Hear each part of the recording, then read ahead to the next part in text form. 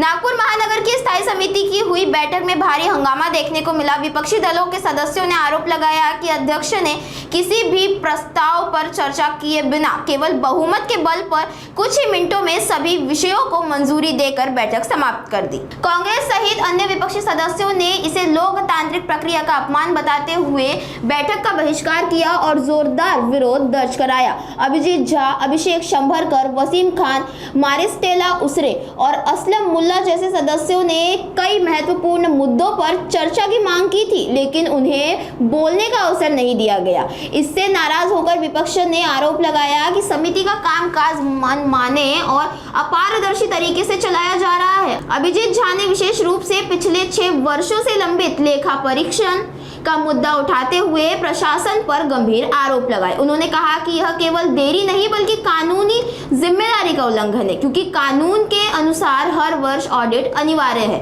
उन्होंने आरोप लगाया कि अध्यक्ष की कार्यप्रणाली तानाशाही जैसी है और भ्रष्ट अधिकारियों को बचाने का प्रयास किया जा रहा है। झा ने यह भी कहा कि महत्वपूर्ण मुद्दों पर चर्चा से बचने और बैठक अचानक खत्म करने से पारदर्शिता पर सवाल उठते हैं। विपक्षी सदस्यों ने लंबित ऑडिट को तय समय सीमा में पूरा करने और जिम्मेदार अधिकारियों पर कड़ी कार्रवाई की मांग की। पत्रकार आणि न्यूज मीडियाचे सर्व बंधूंनो, मागच्या महानगरपालिकेमध्ये नुकत्याच पार पडलेल्या निवडणुकीनंतर या महानगरपालिकेमध्ये सर्व प्रकारच्या समित्या गठीत झाल्या। त्या समितीमध्ये सर्वात महत्त्वाची समिती म्हणजे नागपूर शहरातील जनतेचा पैसा हा महानगरपालिकेच्या माध्यमातून ह्या शहराच्या नागरिकांना देणाऱ्या सुखसोयीसाठी तो योग्य रीतीने खर्च व्हावा ह्या उद्देशाने महानगरपालिकेमध्ये स्थायी समितीचे जे गठन झालेलं आहे, ह्या स्थायी समितीच्या गठनमध्ये काँग्रेस पक्षाचे सुद्धा 4 सभासद तिथे आलेले आहेत। परंतु स्थायी समितीच्या गठनानंतर स्थायी समितीचे अध्यक्षसुद्धा झाले आणि महानगरपालिकेमध्ये ज्यावेळेला या मिटिंगाची सुरुवात झाली, स्थायी समितीमध्ये शहराच्या विकासाकरिता विषयपत्रिकेच्या माध्यमातून वेगवेगळे विषय येऊ लागलेले आहे। परंतु मागच्या 3 सभेमध्येही असं लक्षात आलं, आमच्या काँग्रेस पक्षाचे जे सभासद तिथे सदस्य म्हणून आहे, तर कुठल्याही विषयपत्रिकेच्या विषयावर चर्चा न करता किंवा त्यांचं म्हणणं ऐकून न घेता ही बहुमताच्या आधारावर ही विषयपत्रिका आपण सरसकट मंजूर करून घेता। तिथे कुठल्याही प्रकारचा विषय समजून घेण्याकरता सदस्यांना आपण वेळ किंवा तो विषय समजून देत नाही। ही जी भूमिका आहे ही योग्य भूमिका नाही आहे आणि असंच जर हे चाललं तर ह्या शहरातील नागरिकांचा, जनतेचा हा जो पैसा आहे हा कोणत्या प्रकारे इथे महानगरपालिकेच्या माध्यमातून जो खर्च होत आहे तो योग्यरित्या खर्च होत आहे किंवा नाही आहे हा खुलासासुद्धा होणार नाही। आणि जर येणाऱ्या दिवसामध्ये जर असं झालं तर प्रत्येक सभेचा, प्रत्येक विषयाचा खुलासा आम्ही हा मीडियाच्या माध्यमातून या शहराच्या नागरिकांसमोर करणार। काय झालं होतं नेमकं बैठक क्या विषय हुआ था एग्जैक्टली, आप थोड़ा सा डिटेल में बताओ।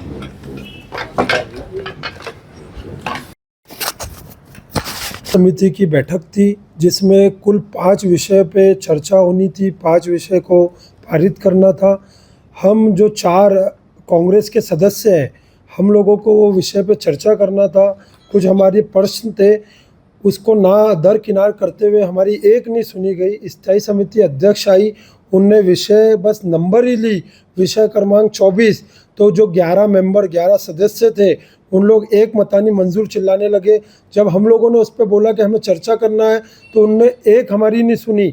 हमारा ये विरोध रहा कि लास्ट तक हमको नहीं सुने गया और 5 विषय 4 मिनट में ख़त्म कर ये मीटिंग को ख़त्म कर दिया। एट दी एंड जब हम लोग चिल्लाने लगे कि हमको इस पर सवाल करना है, जैसे GIS का मैंने GIS एक्सपर्ट और GIS असिस्टेंट पे सवाल किया, जो मोरारचे सरवायर को 2018 से 19 करोड़ रुपए जो खर्च किया था डेवलपमेंट प्लान पे, और वो डेवलपमेंट प्लान अभी तक नहीं बना। ये विषय पे मुझे चर्चा करना था, लेकिन उनने एक नहीं सुना।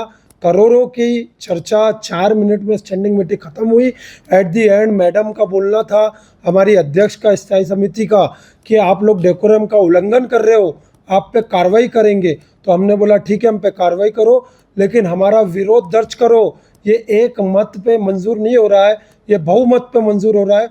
तो हम 4 जो सदस्य हैं और जो हमारे एक और अदर पार्टी का सदस्य है, इनका विरोध दर्ज करिए। कौन कौन से विषय के ऊपर चर्चा हुई थी और कौन कौन से विषय आपसे? कुल 5 विषय थे, जिसपे सबसे पहले 24 विषय जो 23 विषय था वो सप्लाइंग टेंडम वेबरेटरी रोल नंबर 8 का था। क्रमांक 24 का जो घनक कचरा, जिस पे हमारे सदस्य अभिजीत झा ने भी बोला, उनको बोलना था, हमारे अभिषेक संबरकर को इस पे बात करनी थी, लेकिन उनने नहीं सुना।